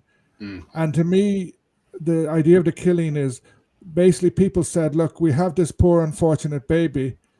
We're not allowed buried in the church graveyard, but down the road we have an ancient monastic site that is sacred ground. So there are rites and rituals that were carried out. They went and they buried the unfortunate baby in this killeen. They've excavated some killeens. They found small little toys. They've also found adults. In a coastal area, it could have been a person, a body washed up. It could also be a suicide. But they are they were not with ring forts. They're with former monastic sites, former religious sites. Just popping into this one here before we have to say goodbye. So definitely keep feeding us with these amazing questions there. Oh, sorry, we already answered that one. I was actually meant to list this one here. Gerald de Wales, I think he noted that the Irish never saved fodder like hay for the cattle. I think we had plenty of hay for the cattle, and I think it would have been saved up, to be quite honest with you. But in my opinion, I think Gerald of Wales wanted to see us more like nomads, which makes absolutely no sense at the same time, given that, you know, the evidence that we've seen today with the Irish ring forts and the fact that they're very kind of, I was pointed out there, farmstead ring forts, which are very much focused on, you know, the old farming and stuff. So especially with souterrains and stuff, souterrains are definitely used for definitely kind of refrigerating food and stuff during the winter and stuff. I wouldn't say it's as good as a refrigerator today, but, you know, I've read archaeologists point out before that souterrains have been used for refrigerating. So I definitely think it's in their capability to save up the hay and stuff for the winter and that. Yeah, I think you have to take anything that Geraldus Cambrensis says with a very, very, very large pinch of salt. He's not reliable. And it could be that when he was riding around with his cousins, he didn't see any fodder because his cousins had been busy burning it, or else the Irish were hiding it because they didn't want it burnt. I think that the Irish knew how to make hay, etc. And I think it's another of Geraldus Cambrensis's inaccuracies, shall we say. Another amazing question as well for you, Dr. Owen O'Neill, that you've covered before. I was also wondering about the fairy aspect. Do we know when or how ring forts become associated with the fairies? Is it just because they were old and people didn't have archaeology knowledge? I think that one you've covered this before, Dr. Owen O'Neill. Yeah, I think we discussed this last week, but I think there's two aspects. One, like the fairy folk before becoming fairies were either the Tuatha Dé Danann or the She. The She, before meaning a specific people, meant the mounds. So it was referring to like ring barrows mainly. But if it was all, then it would have been transferred to ring forts, etc. And then in the Victorian period, the 19th century, the Victorians loved all these fairy ideas, especially, you know, the romantic period in Europe, and the whole concept of fairy changed dramatically. And I think it's really only in the late 18th, early 19th century that the ring forts became associated with fairies. Because if you look at records from the 16th, 15th century, the English just called them Dane forts. They said these were built by the Vikings. So there was nothing to do with fairies. Fairies was much more recent. I'm just quickly going through that. Is there any question there, Michal, that you've seen that needs urgent attention when it comes down to the comments and stuff? I see a lot of comments there. Another one off Susan as well, supporting Michal as well, up with the email. Does anybody like the Onakta, my guys? Or is this just an all email party going on here? Like, I like them both. I'm an O'Neill, but I'm living in you're invading. That's what it is. You're taking. Yeah. I will just say just quickly. I seen there was a talk about families and their links to. So some were saying about the Collins surname and their links to the O'Byrnes that he was surprised about. He didn't know anything about it. There are, just really quickly, there are multiple unrelated lines of every surname, but there was a Leinster group called the O'Quillans, I believe, who they are a Leinster family from the Wexford area who have been anglicised to Collins. So that could be the family you're looking for. if you're surprised why there's Collinses, but you've got to remember there's many independent Gaelic lines happening all the time. What we know of how many families there are, and actually what we see in the annals, is only a very small snippet of these family names. So, but if you've got any questions about families and you're doing anything about DNA, come across, and I'll help you. I just want to quickly fly over to, because we talked about a few times a regular casual, and I just don't want anyone leaving today not being able to tell the difference. Just this is your regular farmstead ring fort here with the wooden placement, and if you come across the word casual, it's mostly highlighting. I know this rocket casual is kind of over exaggerated a wee bit. There's kind of better examples of your regular casual. Oh, there we go. That's always a good example. Because here you've got more of a stone circular formation. So when you come across the word casual popping up, and this is why it does get funny when we go into the 11th to 12th century and we start to see the word casual being associated with castle. That's where it gets very, very confusing for the likes of myself in particular. Maybe for more advanced linguistics, they don't trip over the difference between Moat and Bailey castles and Irish ring forts, well, stone Irish ring forts. So anytime you come across stone Irish ring forts, they're referred to in the literature as casual. So I just needed to highlight that for you guys, because sometimes we were kind of chucking it out there, the word casual, but we hadn't elaborated on what casual was. And I noticed that we were coming to an end to our little conversation that we're having today. So I just needed to put that out there for you guys. I don't think there's anything else we need to elaborate on. Michal, is there any question that we definitely need to get finished before we finish up? No, I feel like most things have either been covered or would be better having their own sort of thing. It would be too long to sort of go into. We don't want to be going too far. You did say you want to stick to the 2-hour limit. So. Yeah, we kind of want to stick to the 2-hour limit for a lot of these subjects, because God, the three of us together, even when we turn it off, we can end up talking and talking and talking all night about a lot of these subjects. But I kind of want to keep to the 2-hour point for a lot of this stuff. However, if there's a question that you feel we really need to answer for you guys, comment below. Once this recording is over, go into the comment section, comment below. We have no problems elaborate in the comment section, or even leaving your comment for next week, and we'll get back to you there. We haven't quite pin down what we want, because I kind of want to try to get a guest on by the time we get up to the 8th of October. So I was kind of in the background without the guys knowing yet, trying to get guests on and stuff for us to have an old chat with and stuff. But other than that, for the time being, we don't really have a plan for next week. So we'll have a little bit of a chat there of what we want to cover for next week. I think it's cattle raiding. Cattle raiding is what we wanted to cover next week, wasn't it? I think that's what you wanted to cover next week. Well, that's what I want to cover anyway. I don't know about you lads. So we'll probably cover, most likely for the time being, we'll probably end up covering cattle raiding for next week, which is definitely a subject I'm really looking forward to. I'm quickly scanning through, and bloody hell, Seamus, thank you so much for all the comments that you're leaving. They're absolutely amazing. And I just want to thank Michal and Dr. Owen O'Neill for coming on today. To be honest with you guys, I really, really enjoyed talking about this subject, and I absolutely love Irish ring forts. I wish I could just talk and talk and talk all night about them, to be quite honest with you.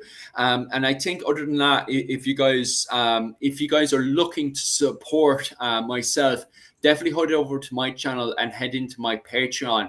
This week, we're covering the second part of the Siege of Dublin. So this week, we're covering the second part of the Siege of Dublin. So if you're interested in the Norman invasion of Ireland, especially to do with the Siege of Dublin, definitely head over to my Patreon and subscribe there. It's 20 quid a month. Or if you're just looking to support the channel full stop, you're more than welcome to give whatever money you have, from 3 quid all the way up to 100 quid, if you're feeling very, very nice to me.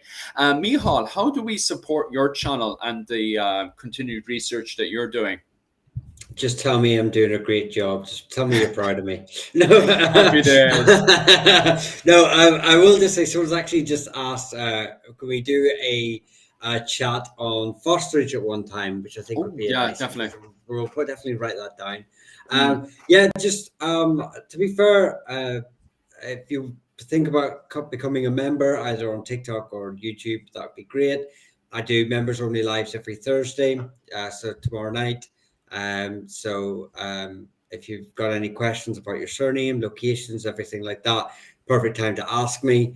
But apart from that, just keep watching and liking all the lives, and that'd be great. Thanks. Thanks for that, Michal. And Dr. Owen O'Neill, if someone wants to continue to support your research, how do we go about supporting your research financially? I have a buy me a coffee account that I put on all my videos. At the moment, I just have YouTube. I don't have members yet. I'm thinking about it. I'm a bit reluctant that way. I'm thinking about Patreon, but I need more time. But the best way is buy me a coffee on YouTube. You're a most qualified researcher here, and you don't have a Patreon up and going. And now you're like, I'm hesitating if I want to get paid or not. Owen, are you mad? You're too polite. You're too much of a Kerry man. That's your problem. You haven't even been in Kerry that long, and you've already taken the routes of maybe it's a bit too much asking for some money for my research that I'm giving to the public. Anyway, guys, thank you so much. Anyone have an opinion of Tullamore Jew? I know I don't drink whiskey, but I know a lot of people like it. Oh, yeah, it's very nice. Gorgeous. Yeah, I absolutely love it as well. So does the wife here. But other than that, guys, thank you so much for all the support. And once again, guys, I'll see you next week. We'll most likely end up talking about cattle raiding, and the week after, probably fosterage. That's a good one there, Dennis. I forgot to say that I do a live stream on Mondays or Tuesdays, depending on my daughter's sports. What sport? So I've been doing that most weeks. Happy days. And I brought out a video on Monday on Glendalough, on the monastic city of Glendalough. If anyone wants to have a look. Definitely look forward to going through that one. Anyway, other than that, guys, thank you so much, and Slán go Alia. See you. Thanks everyone. Go